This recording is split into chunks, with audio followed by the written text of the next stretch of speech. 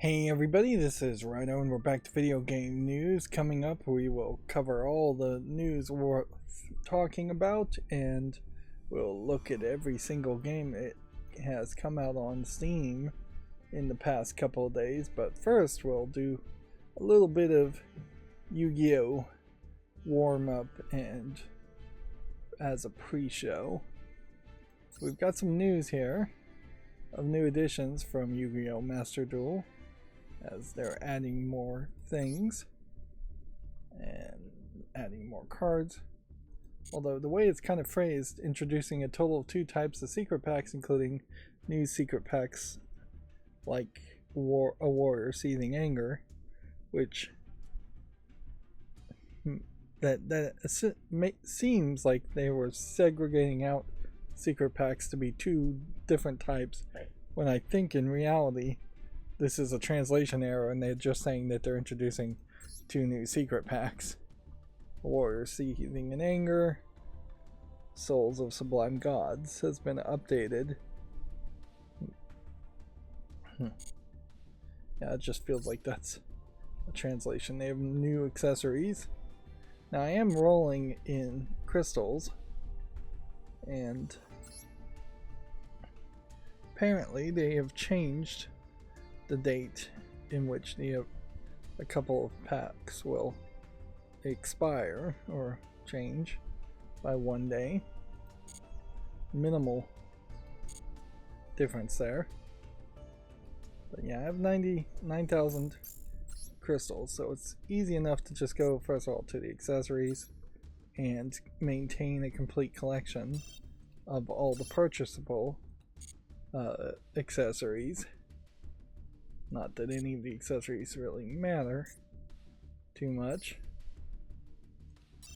You don't even automatically equip them when you buy them. You don't even have an option to do that. So you then would have to go into several different other places to figure out how to actually use the things you just purchased.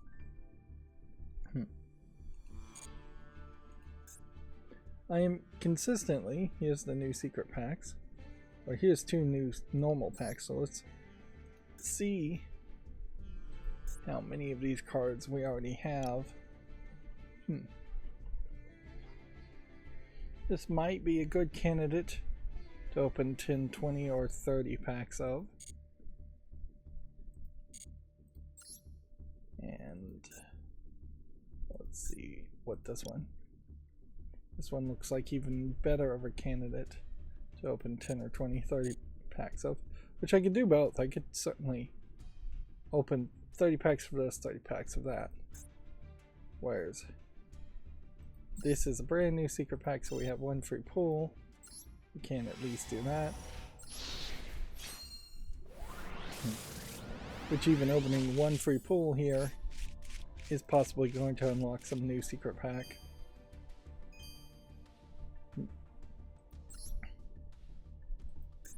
Yeah, I've been noticing by playing like even 15 minutes less of Yu-Gi-Oh! At the beginning of these streams, I've been averaging more than 15 minutes, it feels like, of savings on the back end of these streams. Now, inherently, I think it is worth pointing out that the last stream that I made got watched quite a bit, but overall watch time was only 14 minutes, which means that nobody is getting anywhere to the video game news at all before they are changing the channel effectively. Which, if that is the case, I'm gonna open this to the point where we're looking for one of these packs, and then I'm gonna stop, because then that's gonna open a whole bunch of other secret packs. First, selection packs are better than secret packs. So inherently I've probably painted myself into a corner here where I shouldn't play any Yu-Gi-Oh! At all. I should play Yu-Gi-Oh! Off screen after the streams, or I should play it before I start the recording streaming button. Yeah, it definitely feels like I could make another 10 pack of this.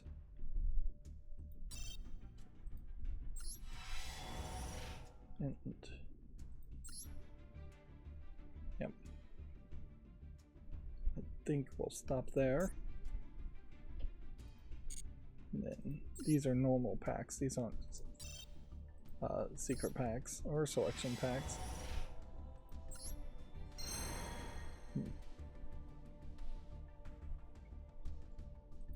As a free-to-player, though, you're never going to have enough of the things you want, enough crystals to go deep into the loop of buying normal packs that might lead to secret packs, that might lead to now if I hadn't gotten at least a super rare in that previous 10 packs, I would have been guaranteed a super rare pack to buy another 10 pack.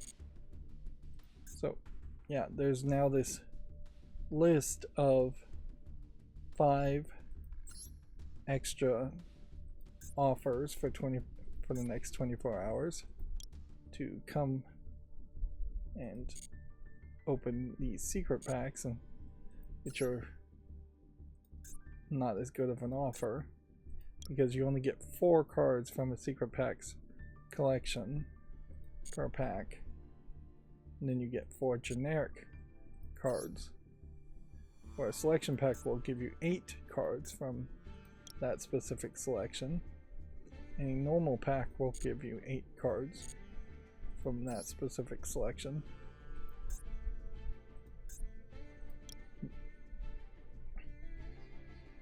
So you really only would want to open secret packs if you didn't have any of the cards, which is unlikely to happen at this point. I think we're about 3.5 years into this game being out now, although it may just be 2.5 years. It just maybe just feels like 3.5 years. Of course, opening all those cards isn't even part of daily quests, which it would make a lot of sense for there to be a daily quest that said open a single pack, even if it's a bonus pack, legacy pack. But yeah, there are no daily bonuses ever built around making decks, opening packs, dismantling extra cards, which is all this really leads to, is just dismantling extra cards.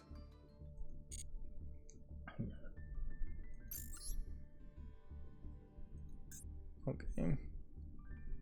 And for the catch-up section, with the exception of watching the oddly out of time Christmas episode, quote-unquote Christmas episode of The Boys this week, last night, and finishing a game called Machinica Museum, which is a game very much inspired by The Room, but a nice little balance to finishing Nancy Drew, the Creature of Tapu Cave, which didn't have enough mini games in it to be really satisfactory. So that worked. That being said, I was hoping for a game in Machinica Museum that would have been more of a story mystery experience, and it didn't really lead to that. I'm not sure I own any really good story mystery games, and honestly I'm not sure there are any good story mystery games. Not until you get to something like BioShock, which you land in BioShock 1, and yes, there is a mystery. Obviously you don't have a clue what's going on in Rapture at the beginning of BioShock 1. But would any gamer legitimately describe BioShock 1 as a mystery game? No. It's clearly an action first-person shooter game with shock style mechanics of using magic in one hand and guns in the other, and having upgrade RPG elements, light upgrade RPG type elements. I don't even know if you need to say RPG when really it's just light upgrade elements. But yep. And so after I finished Machinica Museum, which was only about 5 hours at most, and way too easy on the puzzles. It's a short and sweet game, so it's hard to really criticize it too much, but a lot of the puzzles I really just kind of goofed around with the mechanisms, and the mechanisms fell into place. There were just no dead ends in any of the puzzles, no real wrong moves.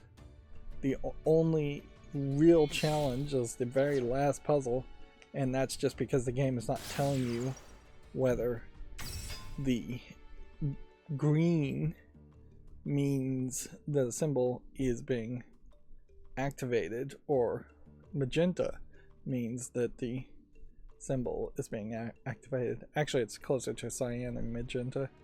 So you just don't know as you're inputting a code whether you're inputting it the right way, and the mechanism at which you input the code is just kind of ridiculously poorly programmed.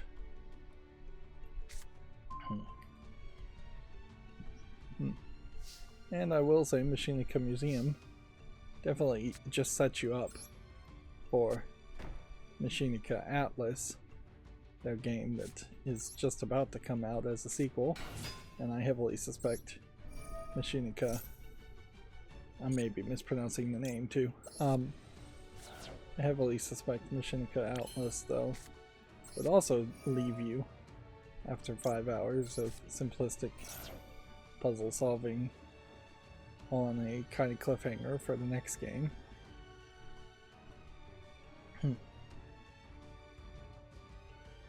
then I started playing Isles of... I forget the third word.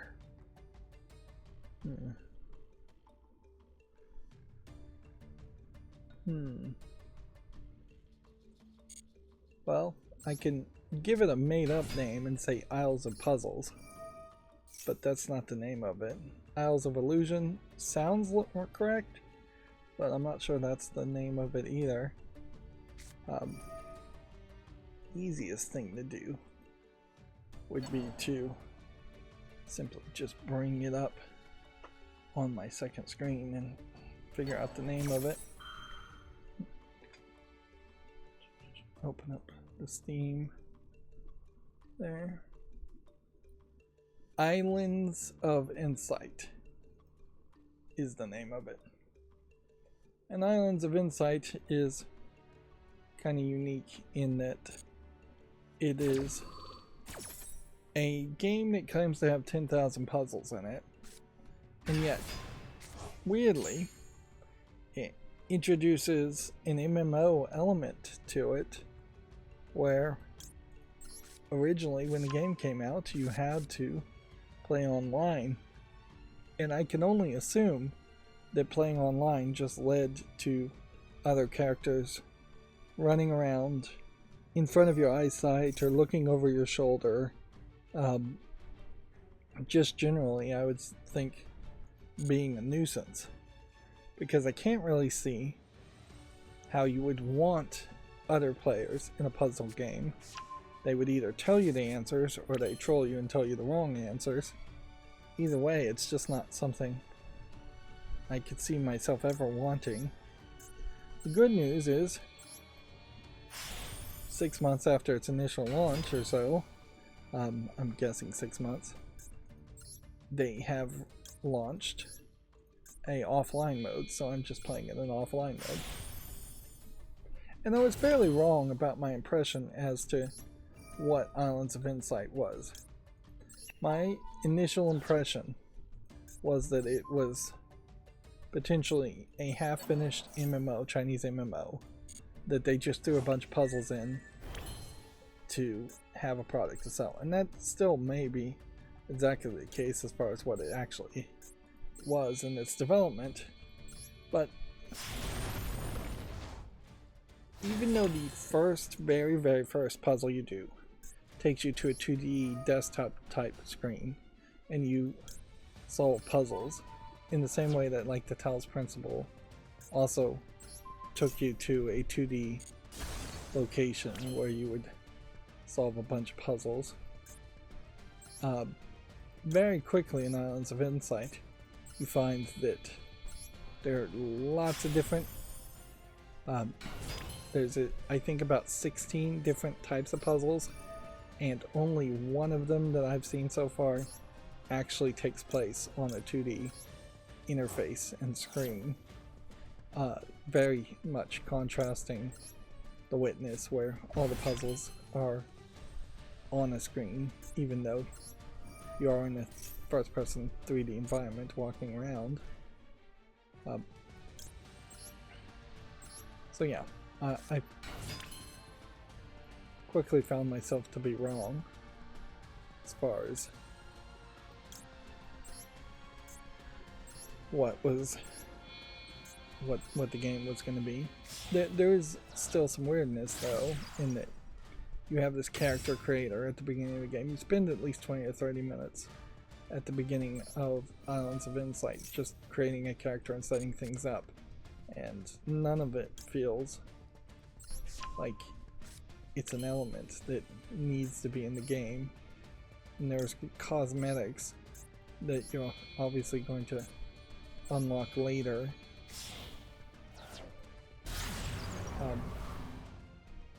In the game by solving puzzles, which are going to change the appearance of your character, which weirdly the character creator can also not really do a good job of depicting characters the way you would want to depict them, more than likely, because there's really a severe limitation on the options.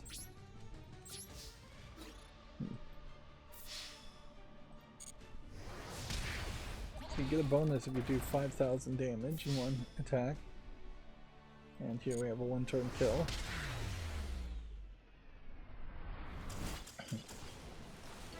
But yeah, I don't think it is spoiling too much to say that there are upgrades to your player's abilities in Island of Insight that let you get a double jump and things like that, and then having a double jump will assist you certainly in solving some of the puzzles in Islands of Insight. A lot of the puzzles have a lot more to do with you being in the right place in a 3D environment than actually solving the puzzle. And in fact, there is a possibility that there could be slightly too many puzzles that require you to go from point A to point B, or stand in the exact correct spot, and not enough puzzles that are just going to actually task your mind and make you think hard. But yeah, you definitely see some Witness influences, you definitely see some Talos Principle 1 influences, you definitely see some influences around Myst, in that you're wandering around a intriguing world. Island of Insight, or Islands of Insight, are multiple floating islands in the air, and it leaves it to a point where, had this been a game that succeeded very well, which maybe it still will, maybe it won't, if it is a game that succeeds very well, I could see them adding DLC that would just add more islands to the same world and just make the whole world bigger. And it definitely has kind of a feel of something like the Uru game, MMO, that Cyan was trying to create many decades ago. And it was just, they were far too early in that concept that they would have made a MMO based around puzzles, or which is, I guess, what they really wanted to create. but they were trying to do it in an era where people barely had the internet, and Cyan nearly bankrupted themselves doing that. Far too ambitious.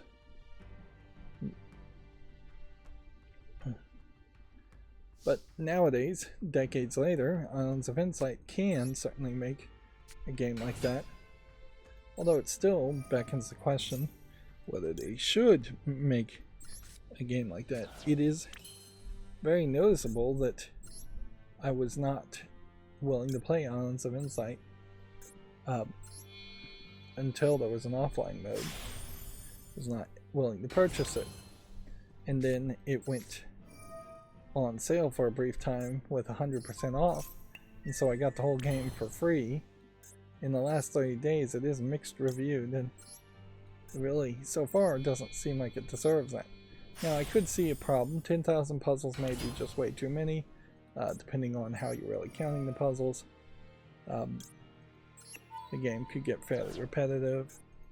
There could have been just a lack of polish there. But yeah, to give the game away for free does imply a desire to grow a player base first and find a way to monetize the player base second, I would guess. Let's see, what else have I done? There's just a new phase in this medium emergency I'm in that's taking a lot of my time up and making me physically tired, so I'm just not anticipating really doing a lot. I did work on my macro, but it's still broken on a level that I almost certainly am not going to be able to figure out how to fix myself. So it is still just a mess trying to open all the news articles and manage all of that. Oh, I watched a Ralph Bakshi movie called Fire and Ice, which was a very old animated movie.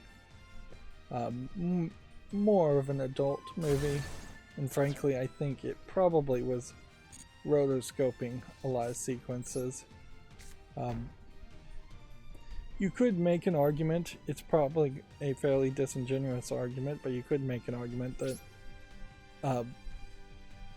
the fact that the main female protagonist is a princess in a tiny little bikini throughout the whole movie, and the main male protagonist and main male antagonists are all barbarian men in loincloths.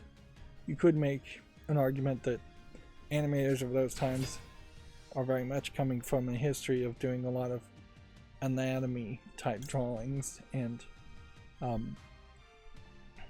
as such that they're not, that they're showing off their skills by animating so much flesh. But I really think it was really just a desire at the time to show off a bunch of flesh.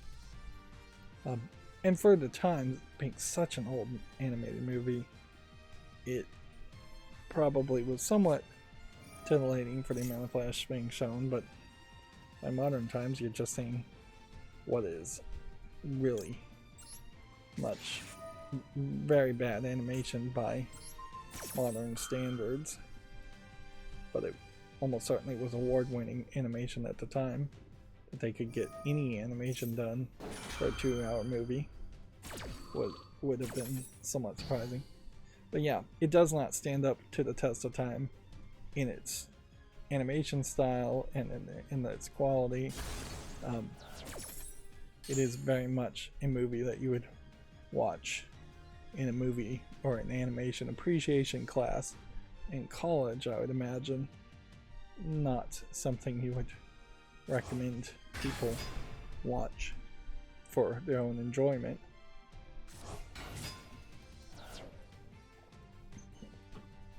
But yeah, I'd never seen it before and never sat through it, and frankly I probably didn't pay attention to more than 70% of it. It was losing my attention. There was one scene where they were supposed to be in fog, and I can't help but think that the way they created the fog is by just putting some parchment paper or something over the animation frames.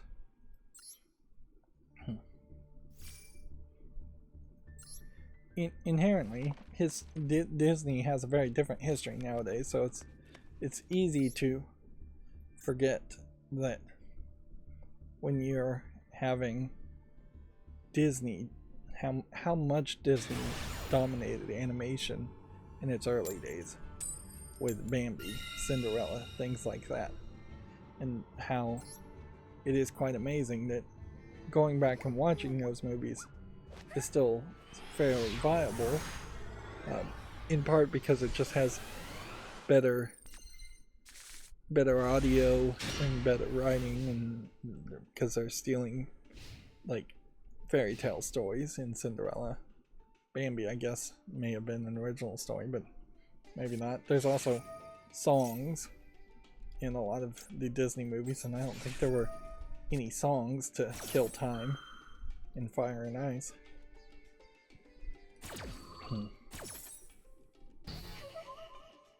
Yeah. And I definitely could see how Fire and Ice is this violent, adult, brutal story being told in a direct contrast to something like Cinderella or Barbie. But yeah. It wasn't until really decades later that Disney started to drop the ball in animation to the point now where they aren't putting out any animation at all. It would have been the likes of Pixar coming about that led to real competition, despite the fact that there were some TV animation studios that would have competed with Disney. They exclusively were making TV content. I suppose it is also worth saying, though, that animation in the United States and the West only succeeded in that first generation, maybe a second generation of animation, when Western animators could be exploited by Disney themselves. As soon as there was more unionization and demanding of fair working conditions and crediting and better wages, animation made in America disappeared to the Asians, to the Asias, where even to this day animation in Asia is totally built on the backs of exploitation and underpaying the animators, overworking the animators. And that does relate to video games somewhat. The foundation of computer-generated CGI animation is animated movies, animated books, animated TV. It's probably a little bit better of a situation for 3D game model designers and animators, but yeah, there is definitely an influence there, if not direct connections.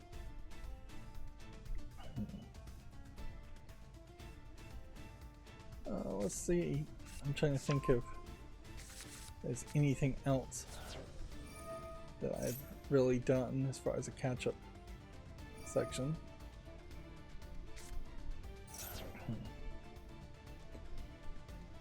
Worth mentioning.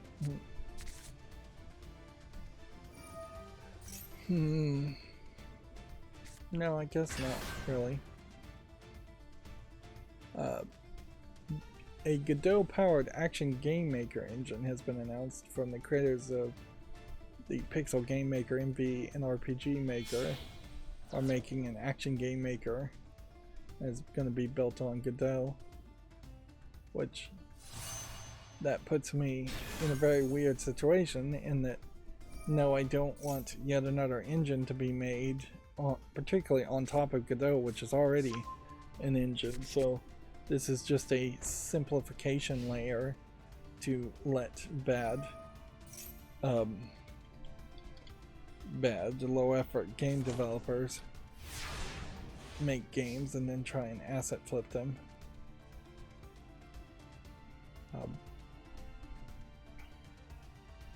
Onto Steam Direct.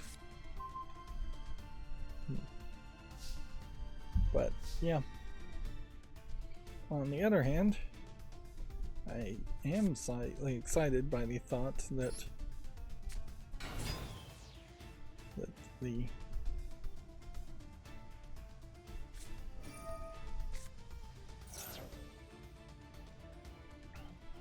slightly excited by the thought that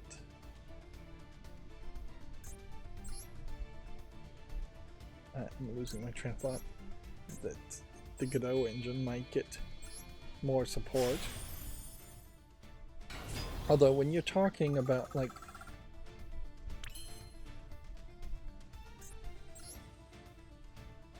when you are talking open source, the likes of somebody who's going to make a low effort game is not going to really be contributing back anything to the open source community of any significant value. So you might very well have action game maker games that create something and then they give back to the action game maker community, which just leads to more low effort action maker games, but it really gives no code back to the Godot engine itself that would lead to anything of any quality being made. Of course, you never really know. And at a certain point, open source software is being open sourced to accept the risk of bad projects, low effort projects, bad quality products coming out of it. Which inherently, that's always the weirdness when you have a open source project and then bad code is getting submitted, just sloppy code is being submitted to be added to an open source project, and then you have the person moderating the open source project rejecting the sloppy code, or you have the moderator very often just rejecting all code because it's not what they really planned on doing in the first place.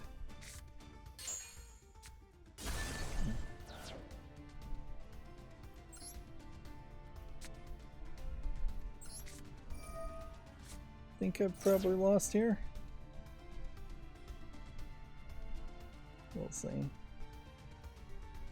I saw another YouTuber he goes by the handle Metal Jesus Rocks, talk about this Exodus 6, which he described it as a fan project attempting to catalog, obtain, and make playable every game developed for DOS and PC booter platforms.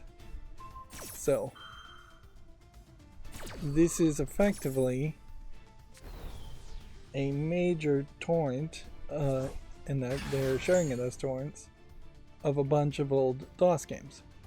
Now, on one hand, you might say all of these games are abandonware, which I don't think that's 100% ever going to be provable.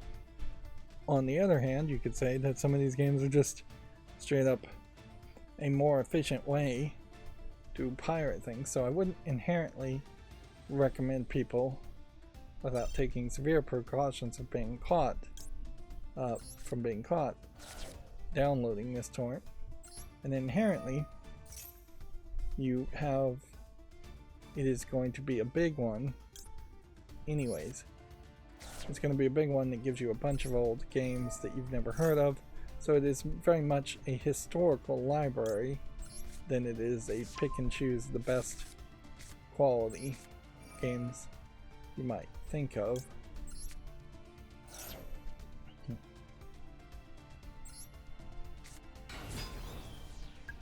Let's see if this works.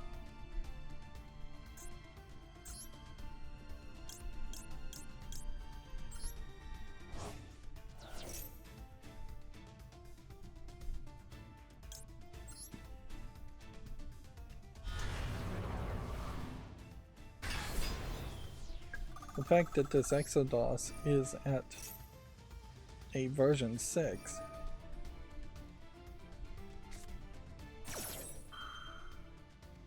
does kind of surprise me.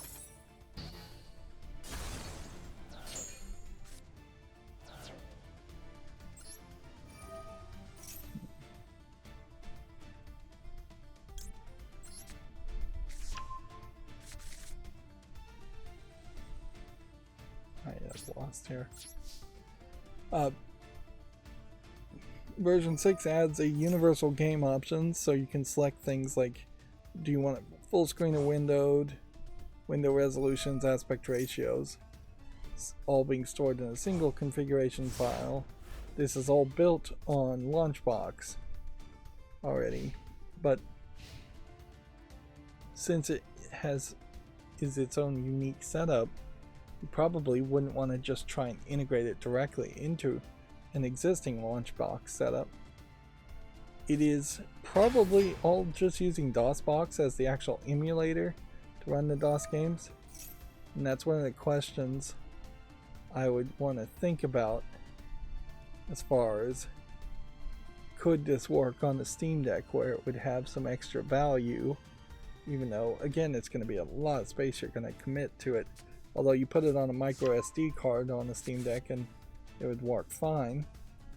Several multiplayer games via DOS is going to be a thing.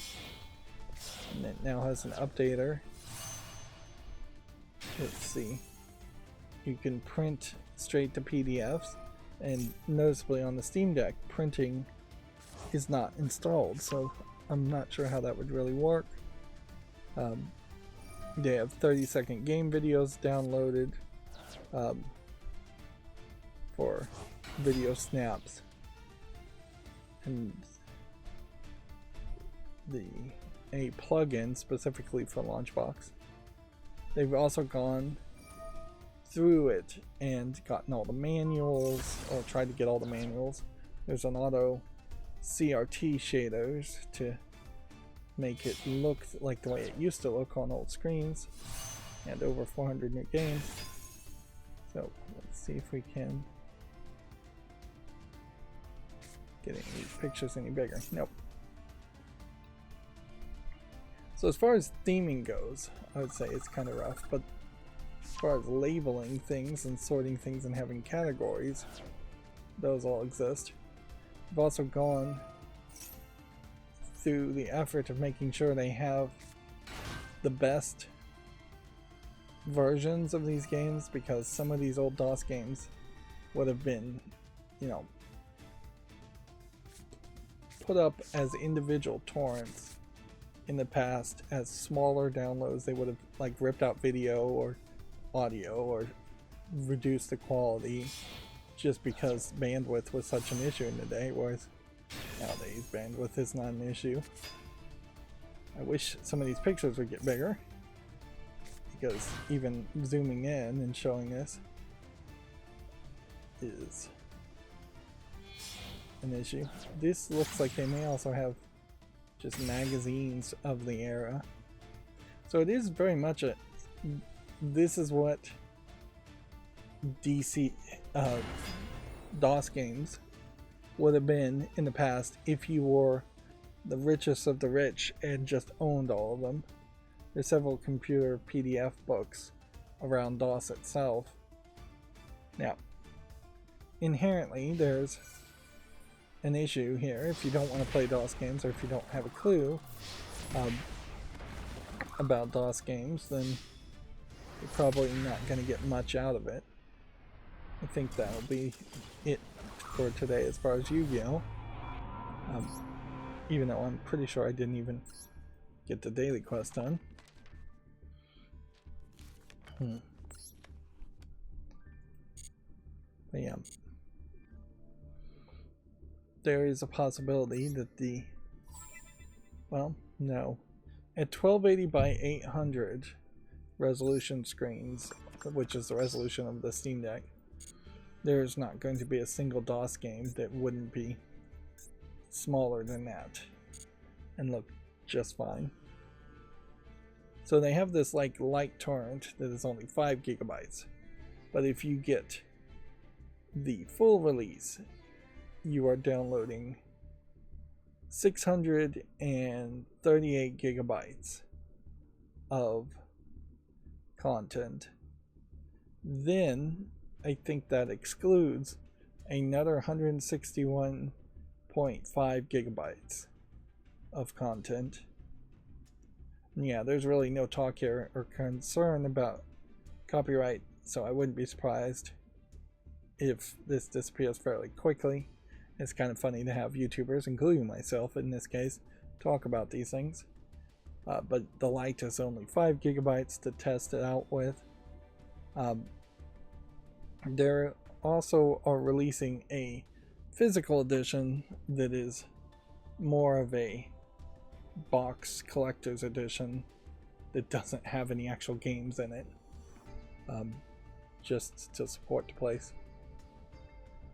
So yeah, that comes off as a interesting an interesting fan project, and it does certainly highlight that there is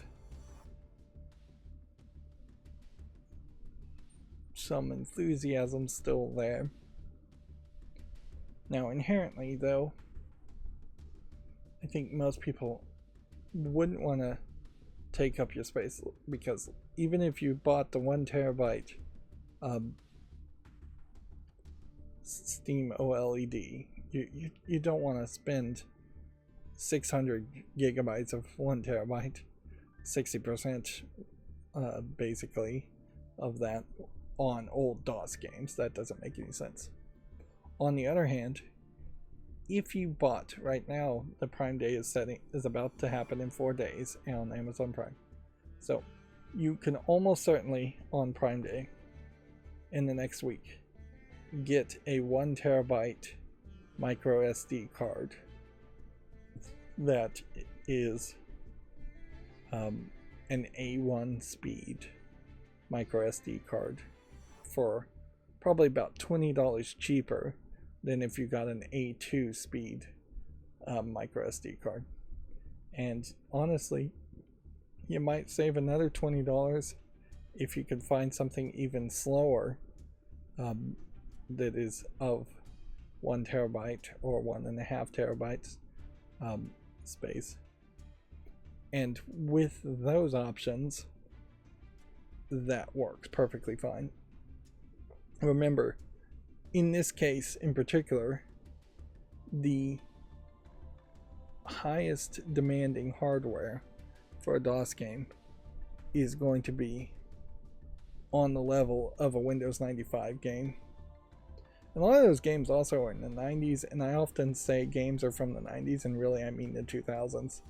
I'm just misremembering things.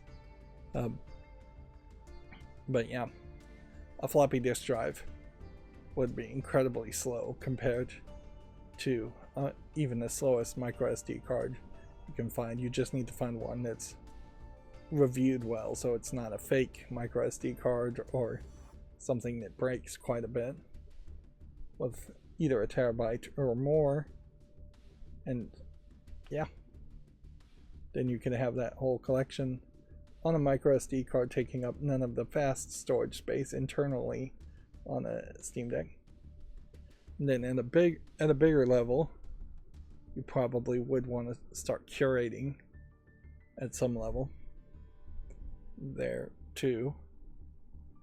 The Steam Deck will have extra advantages with its touchpad, but it probably won't give you the highest level of advantages that you would want, in that there probably will be still a lot of games that want a keyboard, and I don't know if the Steam overlay in desktop mode would bring up a keyboard, or if you can launch any of these games on gaming mode on the Steam Deck.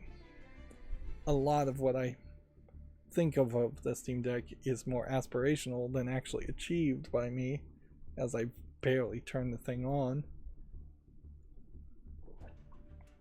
So yeah, there's a very decent chance you would have to hook up a mouse and keyboard to play some of those games, and then some of them would heavily want you to connect very much analog joysticks to them to really be played well.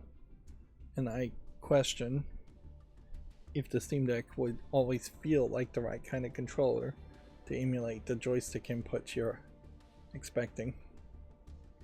It is also worth pointing out that they have 7,000 games they're listing in their collection. I suspect if I was really to start to curate it, if I was to say download the 600 gigabytes and keep it on like a server and curate it down to a much more smaller number, I probably would only pick 1,000 games at most. Probably closer to 700 games.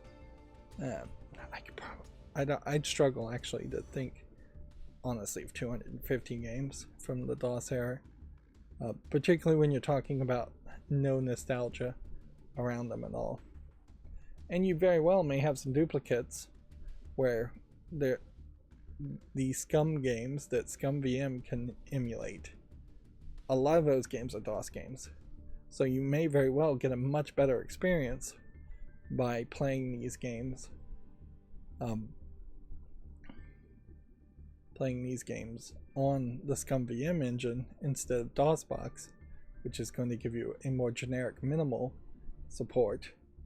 I do not believe DOSBox allows you to create save states or rewind time or anything like that. There are several keyboard shortcuts you have to know to use DOSBox also. So yeah, your mileage is going to very much vary based on your own personal nostalgia.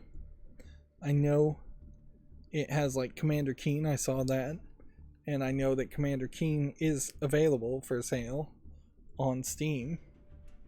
So inherently, if it's more important for you to have as many games in one library on Steam, this collection's not going to help you much on that. But I wouldn't be surprised if about 5,000 of those games are not available on Good Old Games or Steam or anywhere else to purchase, and are truly abandonware in the sense that they are currently abandoned, instead of my wider definition of abandonware, in that anything that at any point stops going on sale should be considered abandonware. Of course, most of these games probably should be public domain, by my own opinion. And I think video games in particular, the times just change at a much faster pace, and video games should probably go into public domain after a much shorter amount of time, 10, 20, 30 years or so. And my argument has always been, if the original developers of the game, the people that worked on the game, the company that owned the rights to the game, if they've gone bankrupt or in some other way are not benefiting from their original work, then the intellectual property should just be public domain to be copied for free. It shouldn't be a case that when a company goes bankrupt, a new Atari can be created, and then this new Atari can go bankrupt and be bought by another new Atari that then is selling Atari games. But yeah, that is also a great example of where torrenting still is at a very high level if you were to try to have all the games of newer as games get bigger and bigger. Like you can only buy maybe a 4 terabyte NVMe, and the biggest hard drive you can buy is 18 terabytes. So if you were going to try and download all the games that have been made up until 2024, you would need petabytes upon petabytes of storage, I imagine, and you would have to build a major server rack. It would be more expensive than possibly just buying all the games and having Steam hold on to a copy for you. And that highlights the benefit of Steam that most people nowadays will easily overlook, and I can't blame people for overlooking it, in that Steam is a service that for free, just by being a customer, is backing up not only your save files into the Steam Cloud for all the games that support Steam Cloud, which is a lot of them, but is also backing up your install files for games. And it's trivial for them to do it, since they only need to really keep a couple of copies of each game for thousands of users. Anyways, moving on with news. There were two pieces of news here that I've noticed that none of my news sources seem to have reported on today. Maybe they went home early because it's Friday. But Ubisoft Montreal themselves has announced that they've named Pierre-Jules Tremblay as a new managing director of the studio. Perhaps this is just a normal replacement of managing director or upgrade, or perhaps, if you want to get a little more conspiratorial, they have gotten rid of the person who greenlit their next game, Assassin's Creed Shadows, and so now they can just blame anything people don't like around Assassin's Creed Shadows on the previous guy, and they can shove the game out and not really care as much if it's a success. Because now if Assassin's Creed Shadows fails, it's not this guy's fault because he didn't greenlit the game. At least he can make that argument and succeed at making that argument. And if the game becomes super successful, then he can just claim all of the credit, even if he's actually doing nothing. Which is why you see so many TV shows get canceled, or movies get canceled as soon as there's a new executive producer in charge of a movie studio, or producer above executive producers. And then this is possibly fake news, but Reiji Fils-Aimé seems to be the implying that Satoru Iwata died yesterday. Nope, I'm misreading this. Okay. He's saying Satoru Iwata died in 2015, which wouldn't make it news at that point, and I'm willing to believe he did die at that point. So then I have to take back what I just said and just say Reiji Fils-Aimé is posting kind of random video game related stuff, even though he's not really in the video game industry. Seems like he might want to get back into it.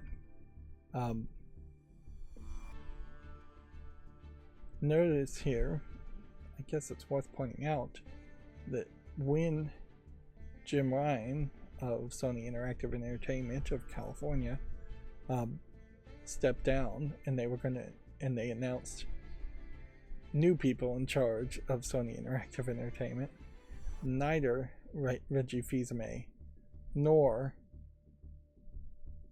Larry Herb were even in the running, it seemed like, to run PlayStation. And Reggie Fils-Aimé has basically done nothing. Is he relevant enough that I should even be listening to him? Is an interesting question. He hasn't gotten super annoying yet, but he might. Does seem like he is trying to regain relevancy in the game industry, and you just don't get that once you've stepped out of any position of power. If you're no longer in charge of Nintendo of America, which was barely a position of power anyways, because Nintendo of America barely does anything other than translate Japanese Nintendo games to English. Nintendo of Japan games. And then Larry Herb was in charge of Xbox. And I still wonder if he was forced out more than he elected to leave. Moving on, we do have a lot of news that has been reported from either GameDeveloper.com, Gamatsu, or Game Developer, or Gamatsu, or VideoGamesChronicle.com. Stellar Blade developer ShiftUp has generated over 300 million, I assume this is US dollars, in its initial public offering, South Korea's second largest this year. I think I also mentioned that Samsung Electronics in Korea is the workers at Samsung Electronics in Korea are extending a strike that they had already started to indefinitely, which maybe that would affect Korea's overall economic situation, since Samsung is a huge vertical monopoly in Korea, way too big of a company, totally needs to be broken up into several different companies. But it also may just straight up affect Samsung equipment and parts showing up in phones from Samsung or in other devices, possibly the Switch 2. Might also slow the possibility of a Steam Deck 2, which, yeah, they could announce a Steam Deck 2. That would be some incremental improvement, although it's not going to really be that big of a deal. Meanwhile, this story, though, is just about ShiftUp. So, this is also the biggest gaming IPO in 3 years.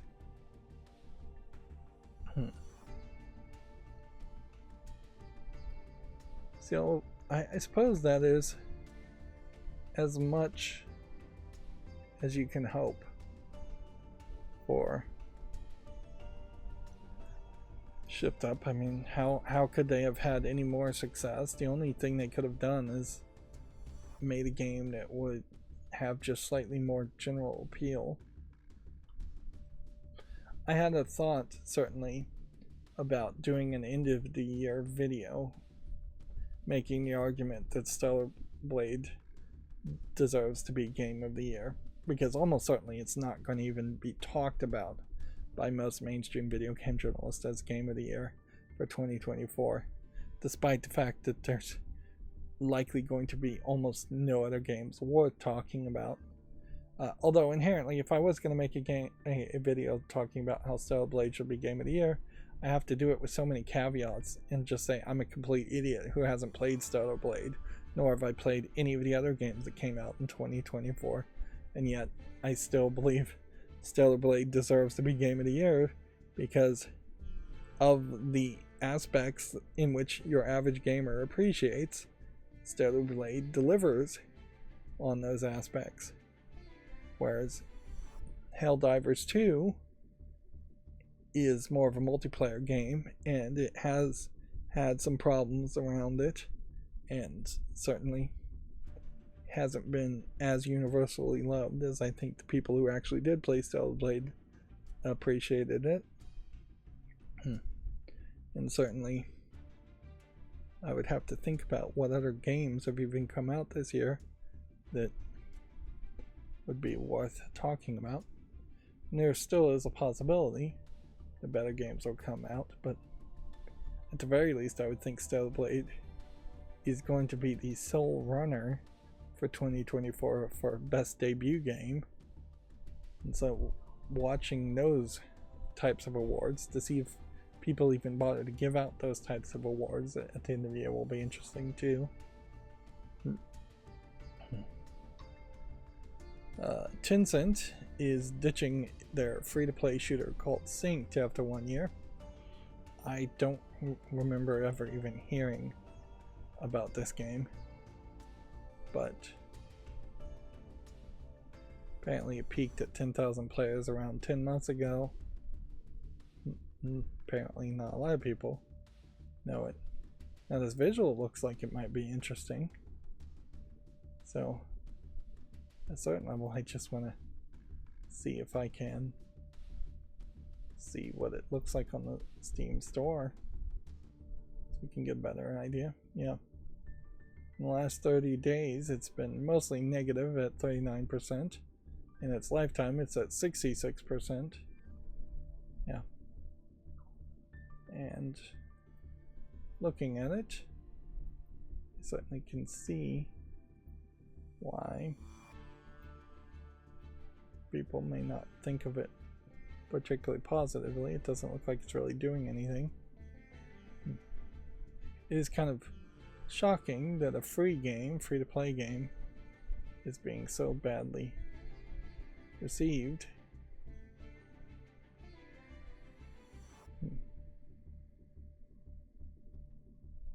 Really, is this the kind of reviews we should allow, or should we flag these kinds of reviews that aren't telling you anything?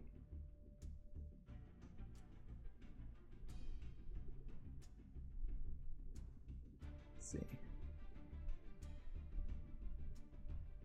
Bunch of waiting around in the lobby. It says couldn't launch, crashing. So yeah, Synced doesn't seem like it's a particularly well received or well quality game. Apparently the NES World Championship developer has been revealed via data mine, which that highlights certainly how bad Nintendo is about crediting people, in that you have to find out that the secret second party developer was Indie Zero, because Nintendo was just claiming they made the game, which Nintendo does that quite a bit. Yeah, I question if Nintendo does more than 50% of any of the games it releases under the Nintendo name. And at some point in the history it might have made some sense and been a benefit to have Nintendo slap their name on your game, and that way it would sell more and you would get more money. But now people want credit, and people always deserved credit and appropriate crediting from the beginning. And yeah, that is an example of exploitation.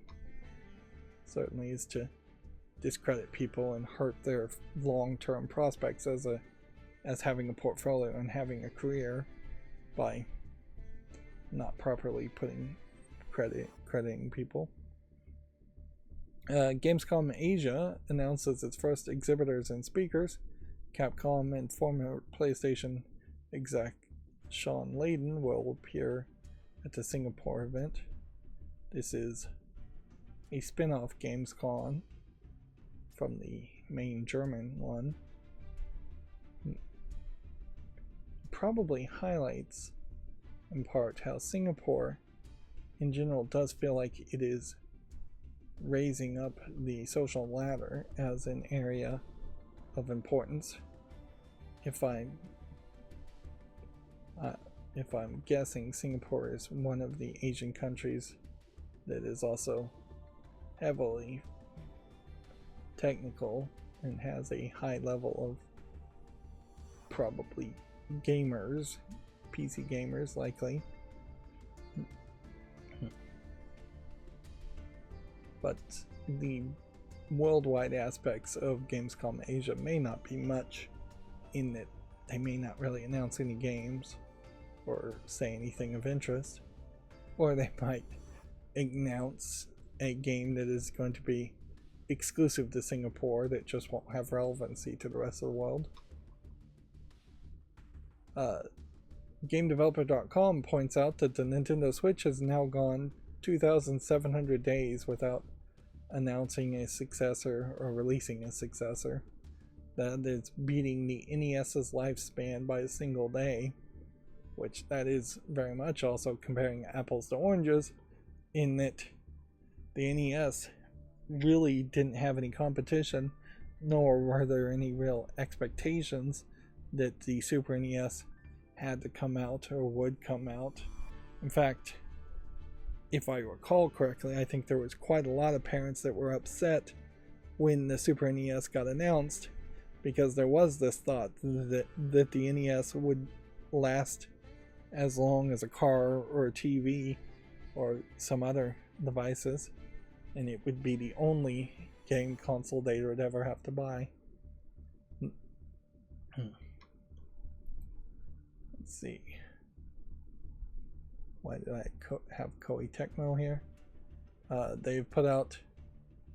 They retweeted Romance of the Three Kingdoms 8, which is an apology. They're apologizing for the long wait for Romance of the Three Kingdoms 8 remake. Blah blah blah blah blah blah. Read this. Pause now if you want to read this. Very Japanese thing to do, to put out a apology for a delay. Although, not a terrible idea if everybody apologized for long delays. Although it'd also just be better if people didn't announce release dates until they have locked it in perfectly, with no chance of missing those release dates. Frontier has announced a Planet Coaster 2 for release this year. So we've got an announcement for a sequel there. And then Nintendo possibly has run out of Western games, so they are bringing 3 Japanese-only Game Boy Advance platformers to the Switch Online in the West. I would assume that these Starfy, these Densetsu no Starfy, Legend of Starfy games, were either extremely minimal in the text or easy to figure out how to play without reading the text. Although even at that is actually fairly interesting that they would have gotten the contracts negotiated and agreed to that a Japanese only game would be allowed in the West. The First Descendant developer is promising to make changes to Destiny 2 to make changes after Destiny 2 quote plagiarism accusations have been made. From what I heard, what happened here is that these icons that the First Descendant used, that are very similar to Destiny 2 icons, were purchased from a quote-unquote open source icon library that was definitely heavily inspired by Destiny 2. And so there is a middleman that can be blamed, although inherently the First Descendant developer needed to know and recognize that it was too similar looking. And it says a lack of care, frankly, that you didn't want your game's icons to stand out and feel like they were custom created icons that were completely different from Destiny 2 icons. You know, that screams a lack of polish. Although it may also be a case that the icons were just not the thing they were focusing on. And it does seem like the rest of Destiny 2 is a fairly well made game, very playable, and that is the more important thing to focus on, certainly. Nintendo has also released an official magazine in English. This is a print publication given away in Japanese stores. This is a new magazine too that is reminiscent and talking about the World Championship game here. So that's interesting, I guess. Nintendo Power has long since been canceled. I think maybe they went digital only for a little while, but I think it's been fully canceled, and it would be interesting certainly if Nintendo Power came back, but it would be a very different world too that it would have to come back to, and I just don't see how a monthly digital only probably magazine from Nintendo benefits Nintendo much. Although it all just depends on the next Nintendo console, the Switch 2. If all of a sudden the Switch 2 comes out and there's just a ton of new games and a ton of hype, bringing back a Nintendo Power type magazine makes a lot of sense. If it's just a slow trickle of games where they don't have a lot to say, and some months they don't even have anything to say, it doesn't make any sense to bring back a magazine. And that's not what they're really doing here. They're really just making one for their Nintendo stores, really, I think. Here you have GameDeveloper.com pointing out Nintendo's systematic policy of miscrediting is harming external translators. External translators who have worked on major franchises, including The Legend of Zelda and Animal Crossing, have been refused credits and locked into decade-long NDAs. I think it's more than miscrediting. It is a systematic policy of not crediting. It's not a case that they're crediting the wrong person other than themselves. It's interesting, the Nintendo thing here is all blurry. I don't know if that's intentional or not. There's a longer story here worth reading, but I don't think you need to really read any of it to know that Nintendo of Japan and Nintendo of America and every other Nintendo, if there are some other Nintendos out there, Nintendo of Europe, have all been under the control of Nintendo of Japan, and their policy of miscrediting or not crediting people has been going on for decades. Yep. It is a real shame that on the face of it, Nintendo is just this lovely family brand that makes great games when you're a kid. It was for me when I was a kid. Like, if you had tried to tell me Nintendo was a bad company, I wouldn't have listened to you for a second. But yeah, the reality is they've always been a bad company, and they've done things that have been pretty much the worst in the game industry for way longer than most companies have even been around. And they deserve a lot more hate than they get, and they deserve a lot more scrutiny and a lot more pressure than they get. And it is perhaps an argument for government oversight, certainly. Japanese government oversight and United States and worldwide government oversight. Somebody should have cracked down on Nintendo for their bad miscrediting a long time ago. Possibly somebody should have broken up Nintendo for just being too powerful. There is an argument that was even made back in the NES days that perhaps the same company shouldn't be allowed to make games and hardware consoles. That never went anywhere. Weirdly, though, the only actual criticism Nintendo ever suffered has been from nobodies like me nowadays, and maybe GameDeveloper.com is finally catching up. But most of the criticism they've gotten from governments have been just pushes towards zapper guns back when they were gray, before they were bright orange.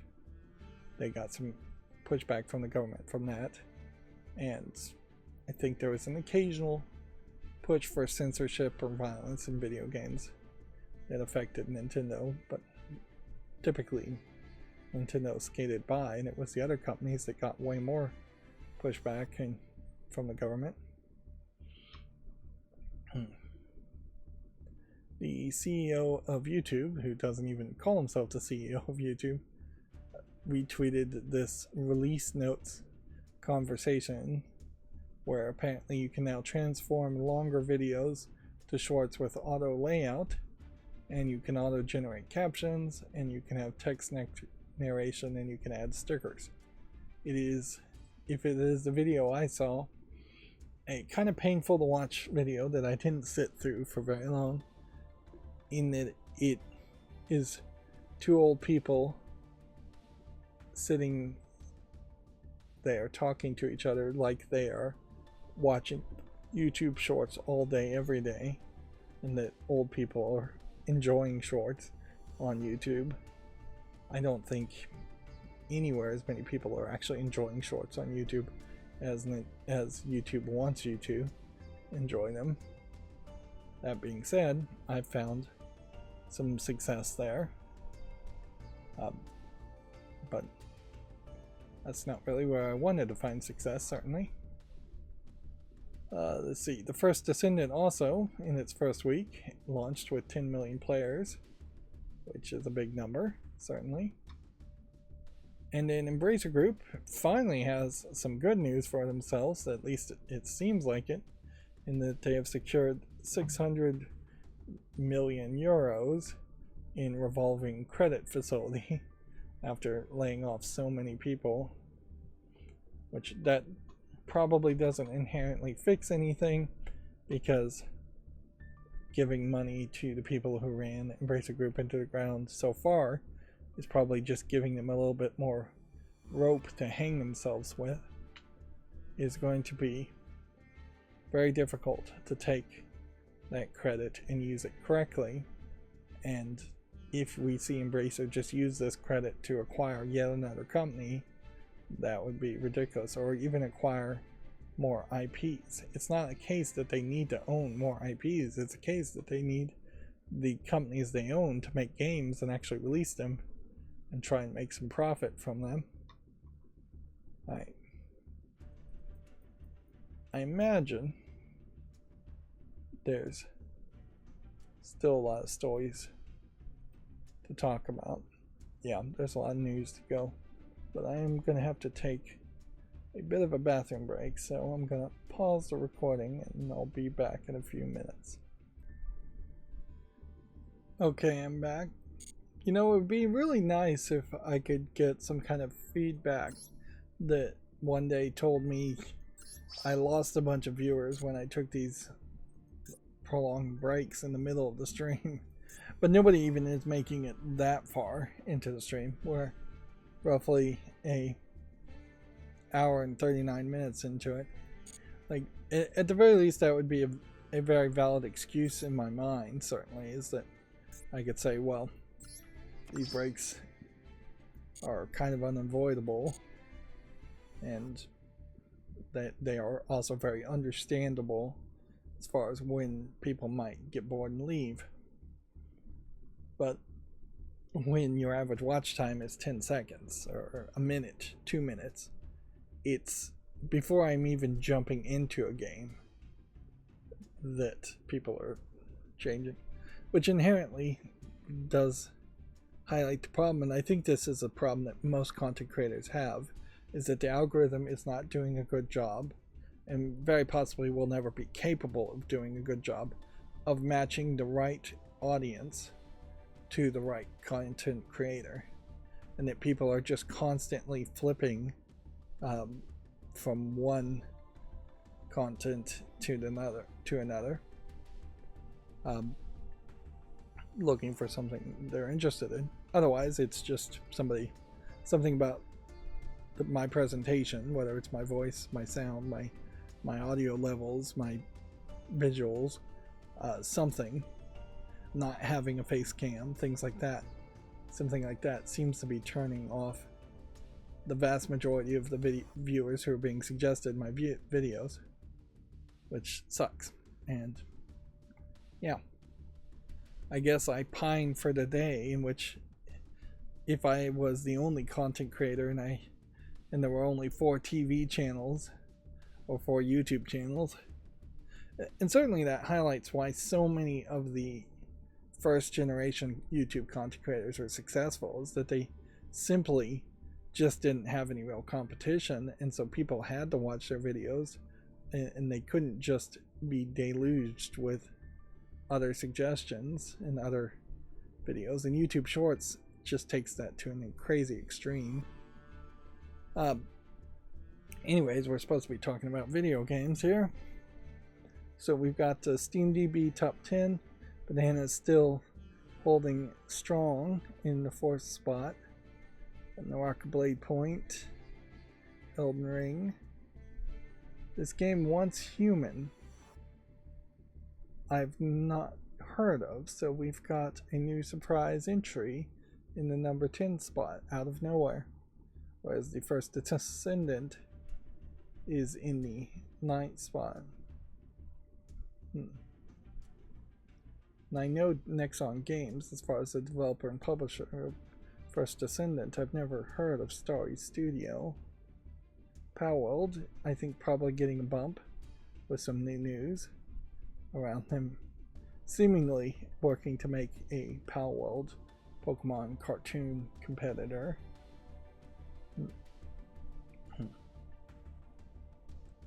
Yeah. And let's see, is there anything else? Well, that's a little surprising. Rocket League is in the 63rd spot.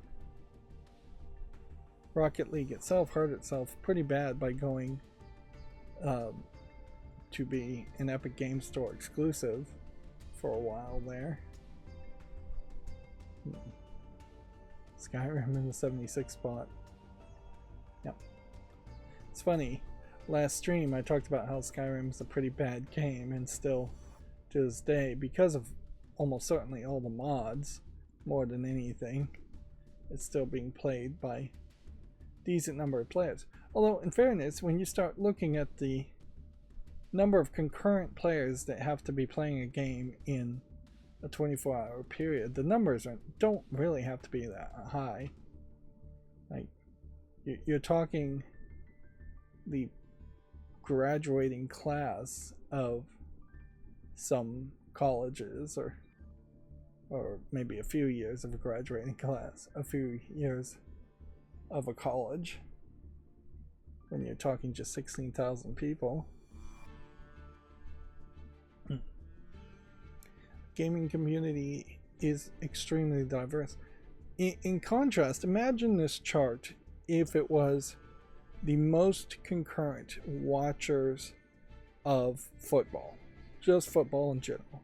So that would be National Football League, that would be CFL, College Football League, that would be every high school game, every junior high game, if they even are playing football, every pee-wee football game, flag football, touch football, tag football, things like that. Anywhere that anybody would watch football, not even on TV, just if you were there in person, if you saw it on TV, anything like that. If you were going to take the number of concurrent players there and make a top list, it would be a top 5 list, and it would be the exact same 5 categories over and over again, in the exact same order over and over again, almost certainly. And in that, you would see that the vast majority of people watching a football would be in a 24-hour peak, would be people watching NFL, assuming there is an NFL game, and probably watching one of two, maybe three NFL games overall. So you could break up a list like that.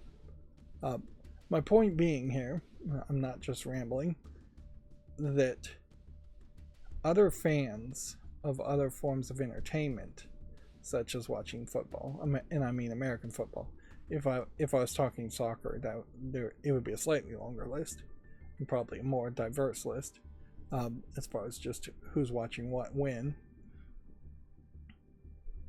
But yeah, gamers should really, as a community, pat themselves on the back that they aren't all just playing the same game to some extent.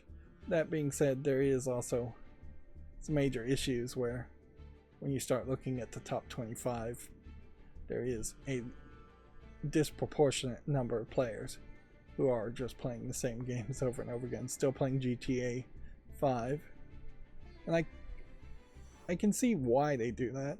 I wish they didn't for my own personal desires, but if you only have a couple hours a week and you want to play Counter-Strike 2 because that's the game you know and that's the game you love, I can't blame you, really, for coming back week after week and playing Counter-Strike 2 instead of having to learn a new game. And at a certain point, I would argue, maybe by more stringent definitions, somebody who only has a couple hours a week to play games, or less than an hour a week to play video games, and is just going back to play the same Call of Duty game over and over again, is very much a fair weather gamer and not a active member of any kind of community that you could possibly think of forming around gamers. It's not the kind of person who's going to care about new games at all, or talk about games when they're not playing it, or actively purchase any more games other than perhaps the annual new release of Call of Duty.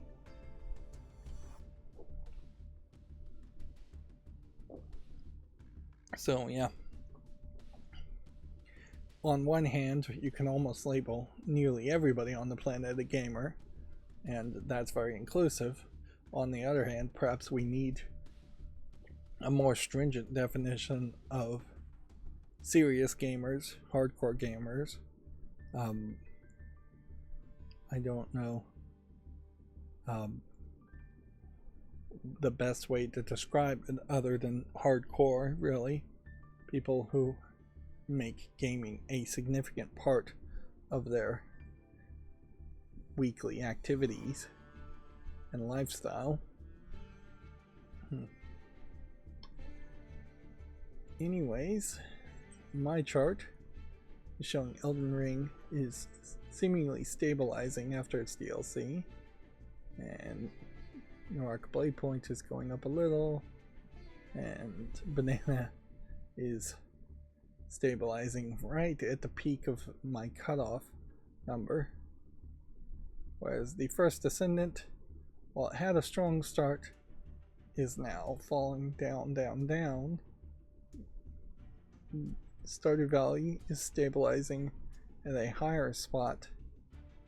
I'm not 100% sure why Stardew Valley disappeared from the charts and went so far downward and then sprung back up. Baldur's Gate 3 is peaking up and down. Last Epoch is falling downward. Weirdly, Stellar Blade not on this list at all. As a single player game, it is just not getting enough concurrent players, enough people playing it at the same time. And that's particularly when it comes to arguments of Game of the Year. A scientific numerical system like this is just absolutely pointless, because the interpretation of art is such a personal and non-concrete experience that you really can't just give Palworld Game of the Year just because it had a very high launch of concurrent players, which is all this chart is really saying, is what is the vast majority of people playing, when none of these games are ones I would want to say were Game of the Year material, just because Counter-Strike 2 is not really a brand new game, or because Palworld is in early access. Baldur's Gate 3 probably will get Game of the Year at this rate. And then things like Last Epoch will probably just fall off the top list here anyways. The Steam Summer Sale is over.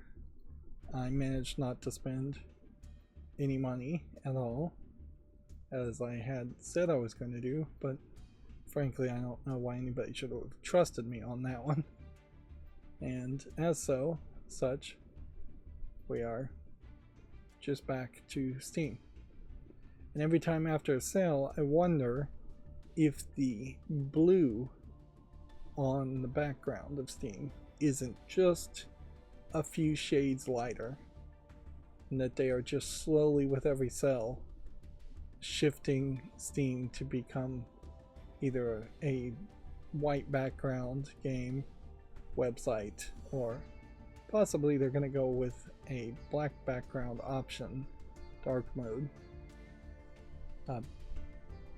But yeah, sticking with blue just doesn't seem like it's a smart move, since no other websites are blue.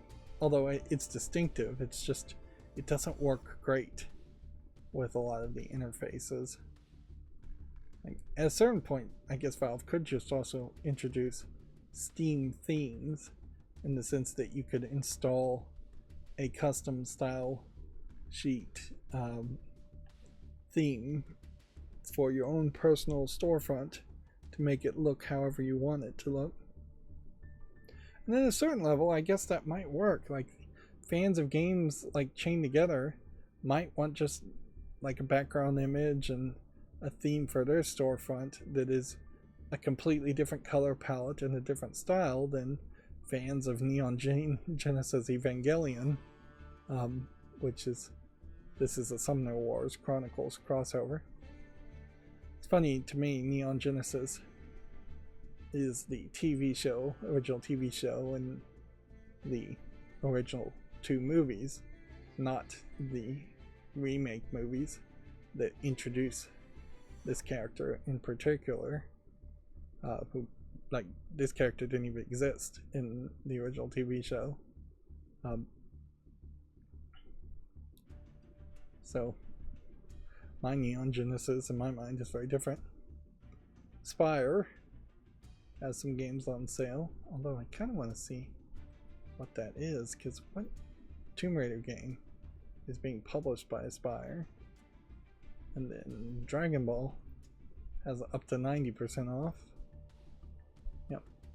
So even with the summer sale over, you can get some decent discounts. Nier Automata's history as far as discounts may never have gone below $15.99.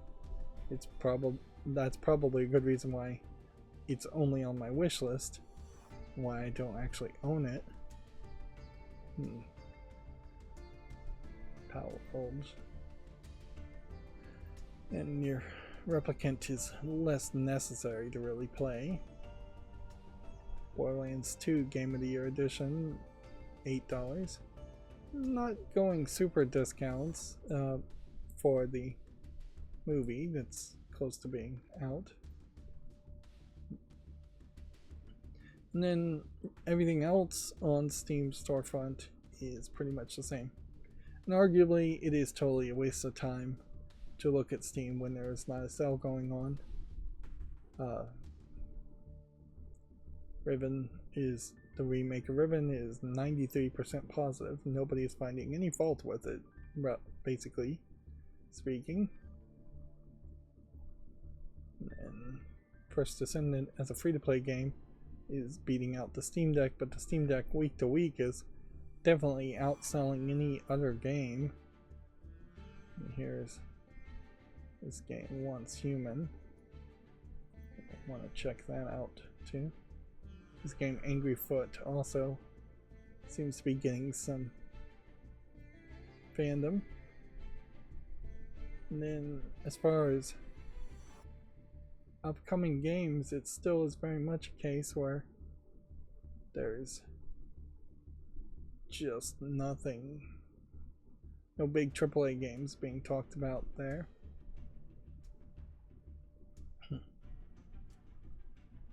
I guess at a certain level, I kind of just wish there were more remnants of the sale around.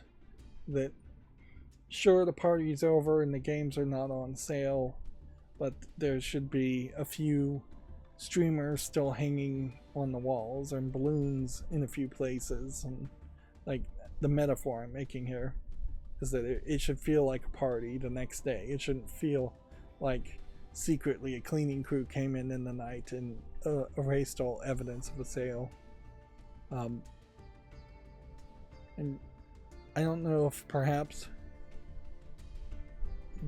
there's a way you could do that where you would have a category of summer sale games you may have missed, maybe next time, or just maybe there's some other element there. Now that they're introducing the delivery girl character in the last two sales, feels like she should be around just as the mascot all the time, or the cat. Yeah, Once Human here is only mixed in its reviews. I really don't see anything here that seems too amazing. Then Dragon Ball Sparking Zero is going to be the next Dragon Ball game. And then we've got several Dragon Ball other games. It's difficult to be a Dragon Ball fan, certainly. Some of these aren't great, so you could probably skip over those, but there is a decent amount of good Dragon Ball games here if you wanted to play it. And then there is a pretty massive amount of Dragon Ball DLC. And there is a distinctive split between recreating the events of the Dragon Ball anime series in a more of an RPG story-based fighting game, and then just having a generic fighter game where it just has all the characters from Dragon Ball fighting. You'd think if the gameplay mechanic is going to be fighting for both, which it pretty much has to be in a Dragon Ball experience, there would just be one game. But Bandai Namco certainly knows how to squeeze money from its fandom, and they are constantly adding new characters in the latest version of Dragon Ball in the anime, so that gives the games more of an option to sell new characters. In fact, there's quite a few characters I do not recognize in these screenshots. And then, probably in fairly sharp contrast to that, the Aspire publisher sale has pretty much a collection of, well, quite a lot of old Star Wars games, it looks like, and old Tomb Raider games and Borderlands games. Which, why is Aspire the publisher for Borderlands? Does 2K own Aspire as a publishing company? Yeah, I wonder.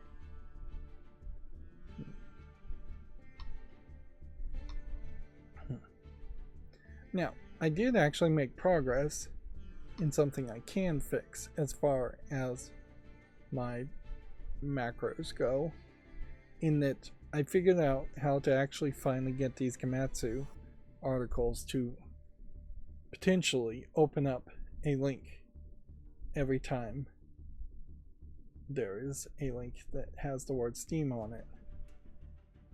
That being said, that did not happen in this case, and I don't know why. So yeah, I was working on it earlier today, and I did not want to start later. So, but I am making progress nonetheless. So Castaway launches August 16th for all consoles and PC. Bit Summit Drift stage schedule has been announced for July 19th to the 21st on Komatsu.com. I guess check out this article if you're interested. And yeah, I still have a little work. I need to go back to this page once I'm done and close this tab so it's not in the way. A Karate Kid Street Rumble has been announced for all consoles and PC. Now,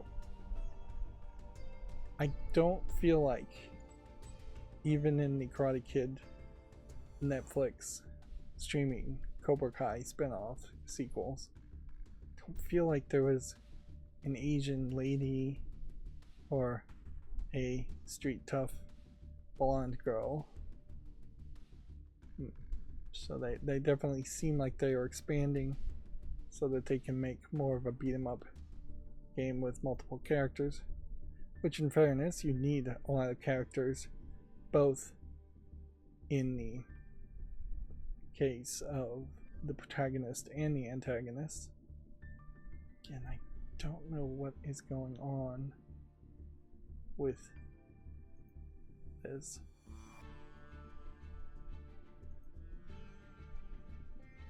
Something about the Privacy Badger plugin has just completely broken watching embedded YouTube videos these days. And I didn't work on that enough. The thing here, as we look at this trailer, of Mr. Miyagi is your fourth player, so it is a 4-player thing. This definitely feels inspired by River City Girls. You can, I just don't know what makes a good beat 'em up game, or beat 'em up games in general are even a good concept. They've never been that big of a style of game, and so yeah, it looks like that might have a little bit too many characters on screen, which could be a problem in beat 'em up games. Otherwise it might just be fine. Let's see, somehow the next tab we have here is Magical Drop 6, which means Magical Drop 6 free DLC Season 2 is now available for the Switch and PC. So let's open that back up.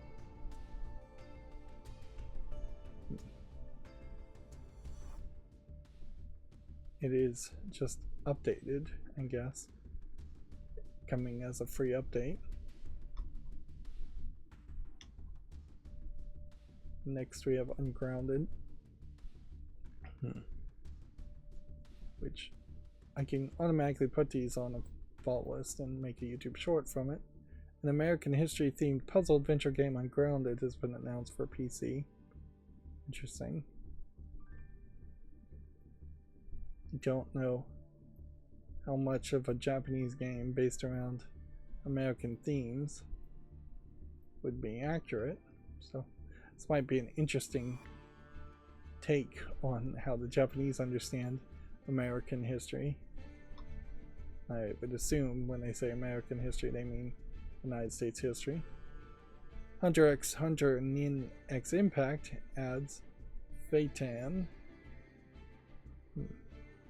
So another character being added. Here is that game. Go ahead and make a YouTube short around it, since it's not on the fall list. Then Paradise Duality Unbound. So yeah, I'm noticing that these tabs are to the right of where I'd like them to be. A strategy RPG called Parasite Duality Unbound has been announced for all consoles and PC. And then Romance of the Three Kingdoms 8 Remake launches October 27th. Because these tabs are to the right instead of the left, every time I close a tab I am moving to the right, which is the default action. Here we have Tekken 8. Now, because I have updated my macro to work this way, obviously it still needs some tweaks. This is going to create a scenario where I'm going to end up making more YouTube shorts about the same games over and over again, unless I'm very cautious about avoiding that. In this case, Tekken 8 is just adding a DLC character, Lydia Sobieska, July 22nd for Character 1 Pass, and then July 25th for all others. So, at a certain level, I'd either have to find that specific costume and try and make a YouTube short based on that, or I would have to make the decision that Tekken 8 doesn't deserve another YouTube short, so let's not make another YouTube short.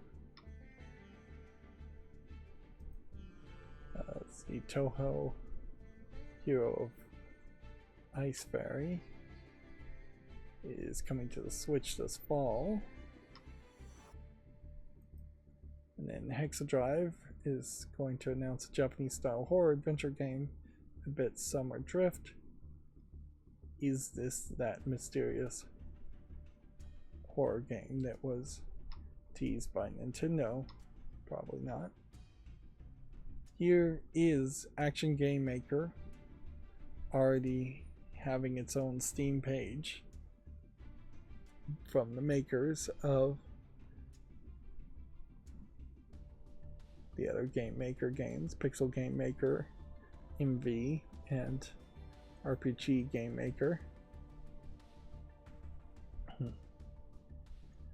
There is, I think, something to be said that this screenshot does, if I can get it to stop moving, does seem to be more towards the level of the drag and drop block system that Godot uses as a middleman construct before you have to actually drop in actual typed in code.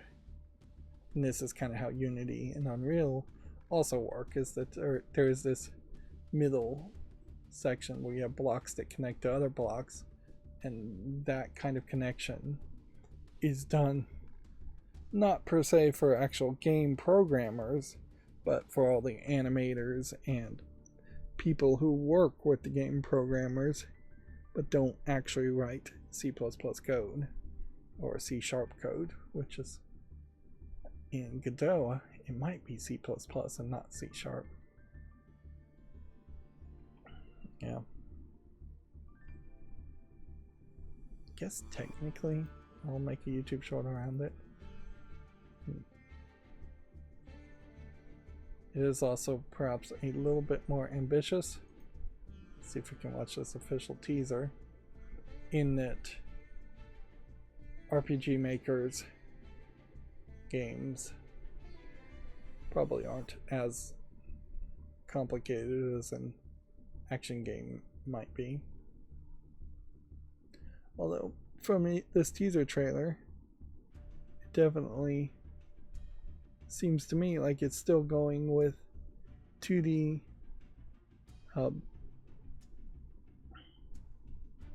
2D art style, pixely art style. Yep. And they're selling themselves on as no coding required.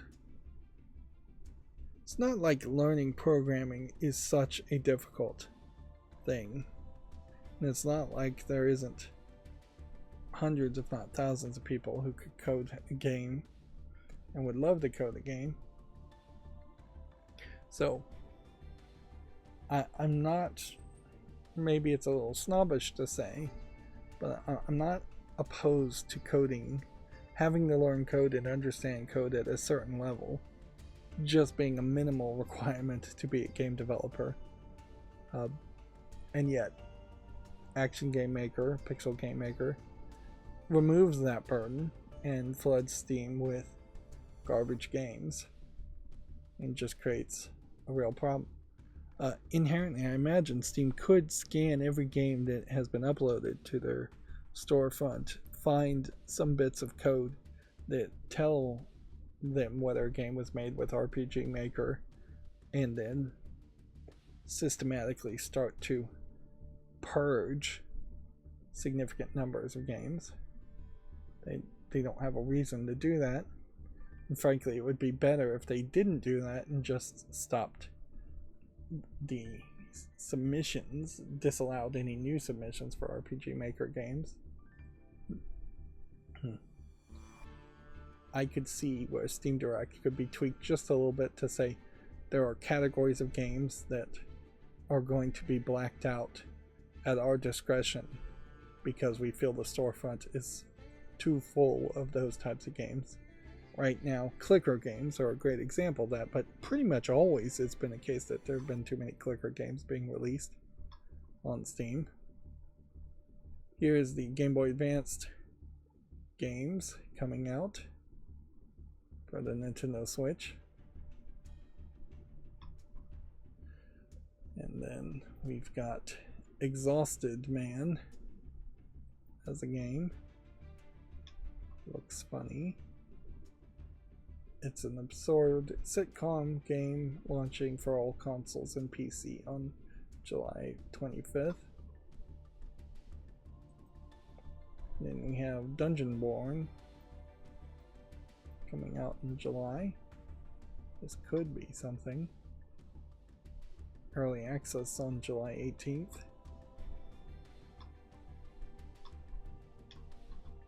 And not to the end of the show. My fall list is still broken, not because the images aren't loading, that's something I intentionally did to make the page load faster. In fact, there's probably a lot more I could do to this page, specifically to make it load faster, just get rid of all of the coloring and background art. But the part that's broken is that this is supposed to click on links that are on my follow list and open things for me to look at, and it's just not doing that. Or if it is doing it, it is doing it in a very weird way. So now let's look at all the new games on Steam, which that too is broken, and I had to manually open all of these tabs, which, yeah. I guess I don't really need to put these kinds of games on the fall list, but I will make a YouTube short on them. I suppose it is also worth pointing out that I've modified JavaScript in this page to make these images jump by really fast to save time. But yeah, weirdly, having just played two games that compare easily to these kinds of hidden object games, these kind of hidden object games with minimal puzzles tend to have more story. Counterpick Labs. Give it a chance. Be fairly generous. Here we have an RPG Maker game, which I won't give a chance to. Catch the Vandal. Doesn't look visually good enough. Here's yet another example of something that should have just been caught and red flagged, in that Joe Biden versus Geo Bowden, Escape from MAGA Chapter 2, is totally a politicized joke garbage game selling for $2.99 and should not be allowed.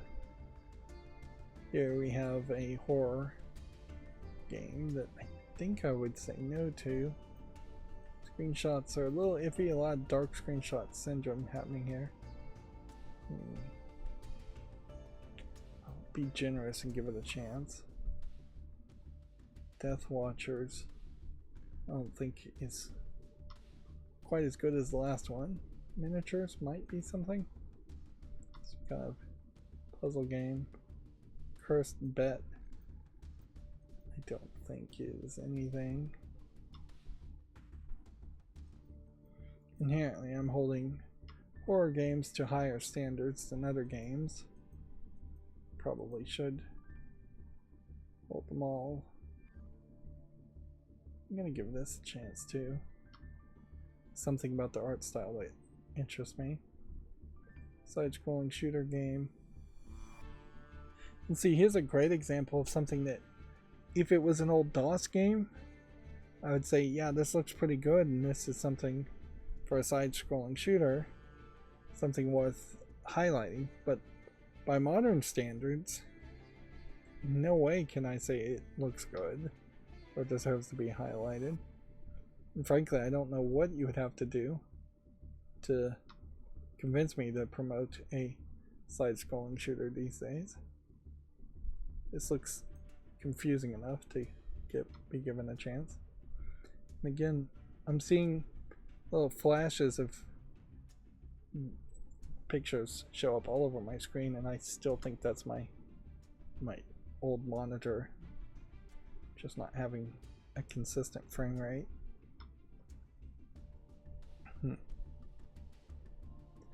I have 3 TVs. Well, yeah, I guess they're old TVs connected to my computer to make 3 monitors, and it's very much piecemeal cheap TVs that have been added together, so it's not no major surprise that they don't potentially work great together.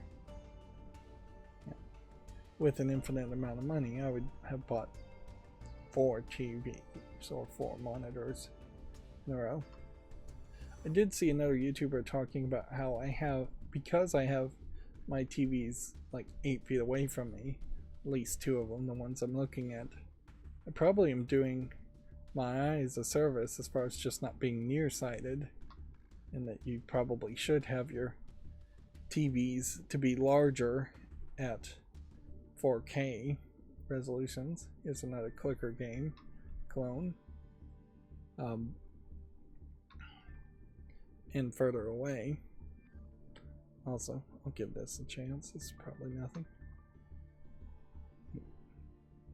Classic Marathon 2, I think, is relevant because I do think this is an old game, old DOS game. Yeah. Give it a chance to.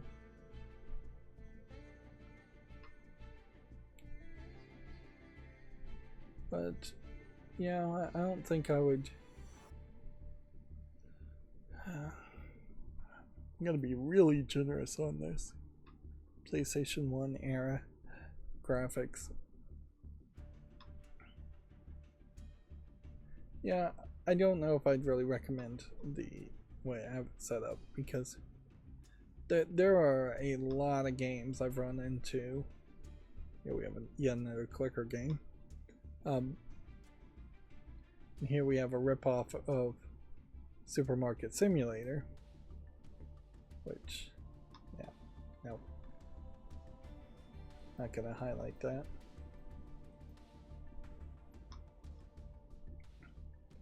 Yeah. Anyways, the point I was trying to make is there's a lot of games where the text is too small. Islands of Insight is an example of that, and while it has a lot of visual settings, it weirdly does not have a way to increase text size in the menu, which you're not going to look at text in the menu too often. But it also weirdly doesn't have controller support, which it definitely feels like it needs that. This is a non-English Japanese game. Well, it seems like today we've gotten a higher number of horror games, unfortunately. most of the horror games that come out on Steam are still garbage. You're still seeing a higher number of clicker games because of Banana's success. And we saw a political game, which in fairness I haven't seen a political based game on Steam in a while. I wish the skibbity phrase and whatever other nonsense is connected to it would go away. Now I imagine it eventually will.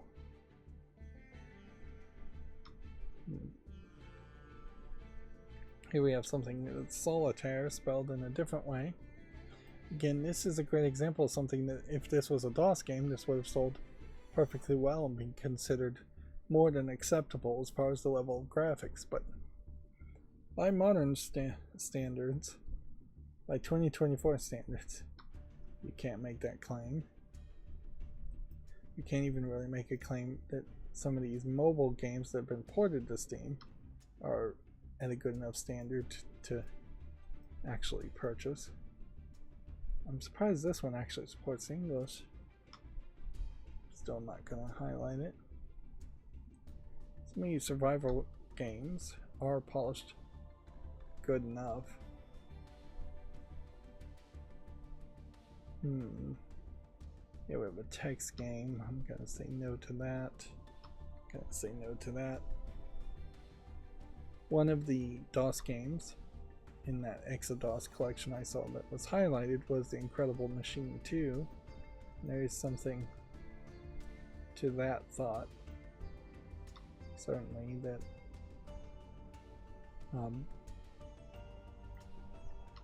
there definitely are some old DOS games I'd like to highlight. Although, as a YouTube content creator, what's the point of me highlighting something where somebody's gonna have to download a 600 gigabyte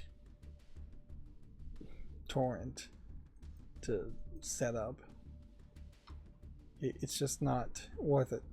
I run into the same issues when I find a game is just like no longer available for purchase on Steam. There's just no reason in most cases to even review a game or talk about a game if it's not available in that broken up thing. This has nothing to do with where I feel like people have to pay for games or should pay for games or anything. It's just, is it reasonable to get this game, and is it possible to get the game? And if the answer is it's possible but it's a lot of work, then me highlighting it doesn't do the consumer enough of a favor.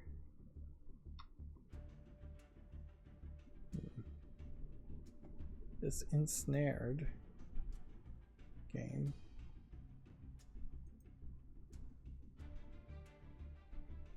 Yeah, I can take this off the pull list.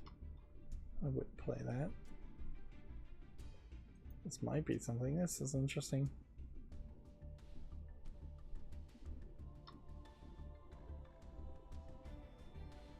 Is this something?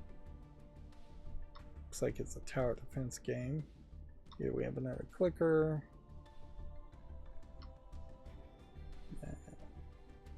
That might have been something, but I closed it.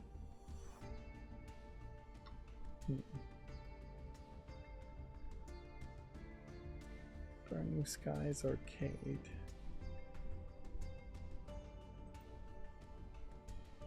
I still get a decent amount of thanks from content from game creators when I cover the game, and they still very much just are, I think I may have been logged out here, they're assuming that I'm actually playing their game instead of just making a YouTube short around it, which it's not worth my time to correct people on that point unless it looks like it's an actual person asking me an actual question. Yeah, I think I just got randomly logged out. suppose it is also worth pointing out that there's been yet another data breach from AT&T, and seems like everybody who was an AT&T client lost all the data that they were collecting on it, and all of that got hacked. So we shall see what if that leads to anything major. It might, but probably won't. Some class action settlement for pennies, I imagine. This is an interesting kind of different Western art style. You don't see too much. I could see it becoming more of a standard thing. Inherently, me being unable to put these games on the fault list doesn't actually change too much. All I'm really using the fault list for at the moment is to mark things to say that I've already seen them. But I would like to know why it all of a sudden decided to sign me out and log me out. This doesn't support English.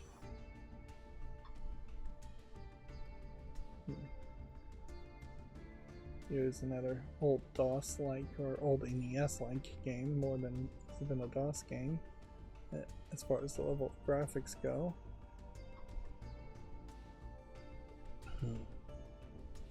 And I think if I see a game is already mixed, I probably don't need to highlight it. And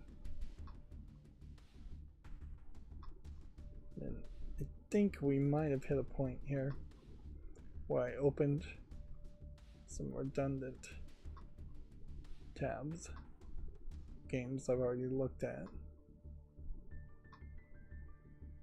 Yeah. I stopped here at Princess Maker 2 Regeneration because that's the game I remembered. Sadly, still not getting reviewed particularly well. Well, I thought that's where I stopped.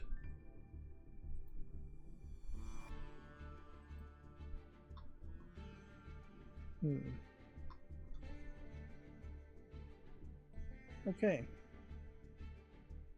And so weirdly, that is going to bring me to the Video Game Chronicles headlines again.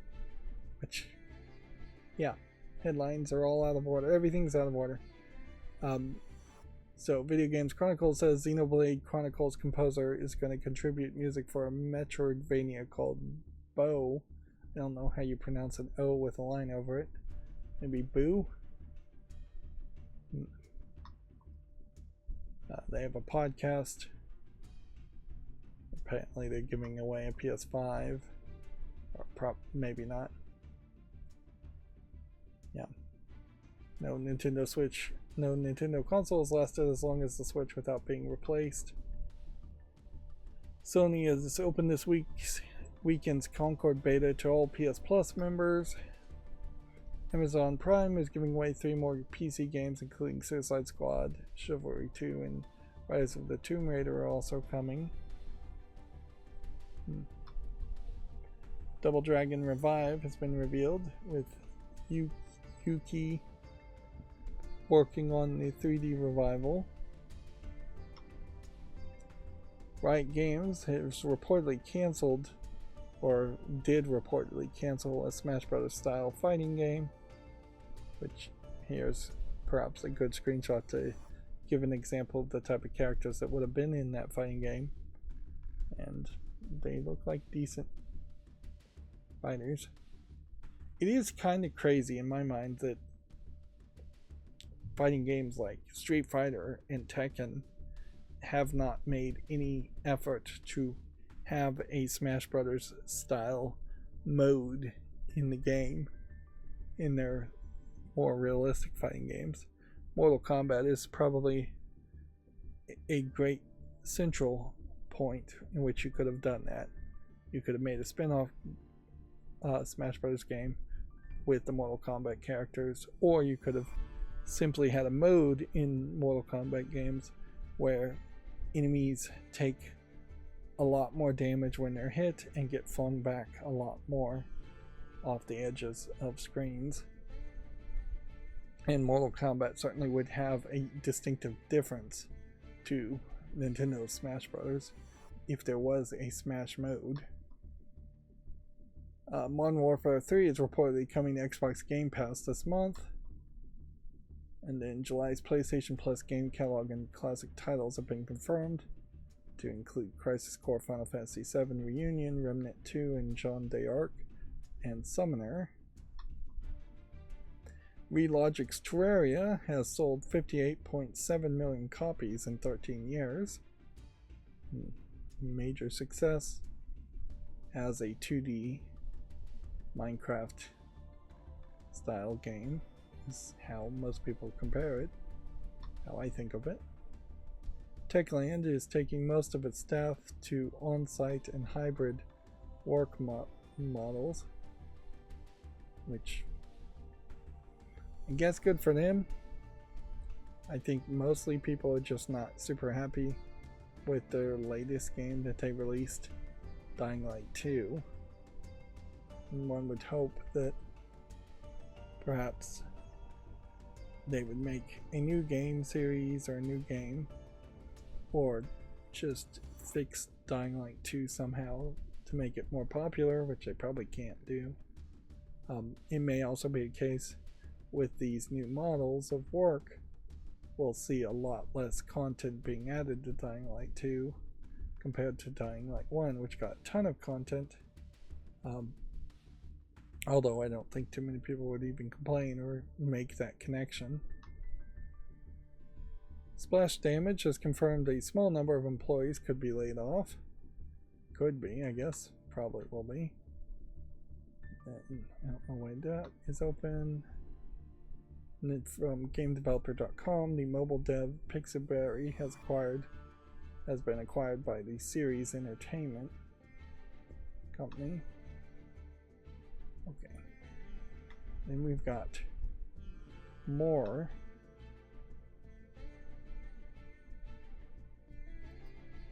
games that came out on Steam. And I guess I am probably just signed out for all of them. So I should probably stop bothering to try and sign in.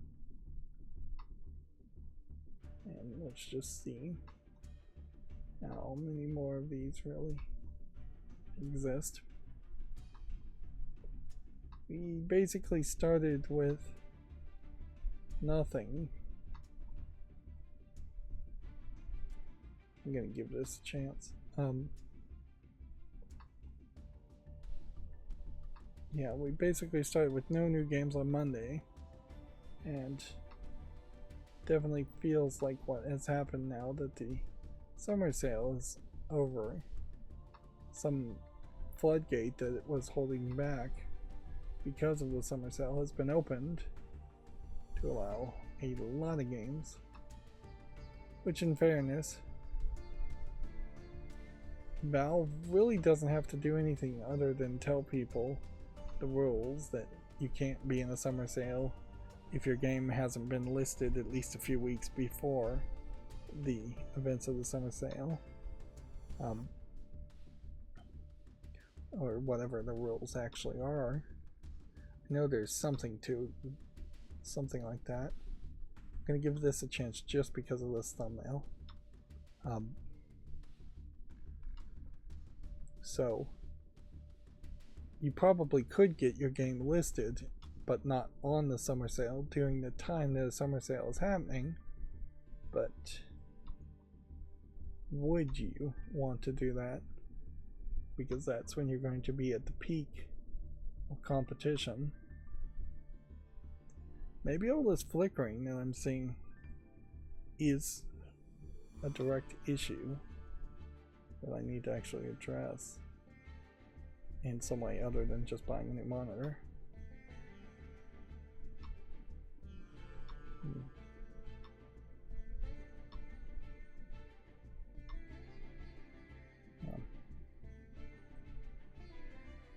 Okay, well,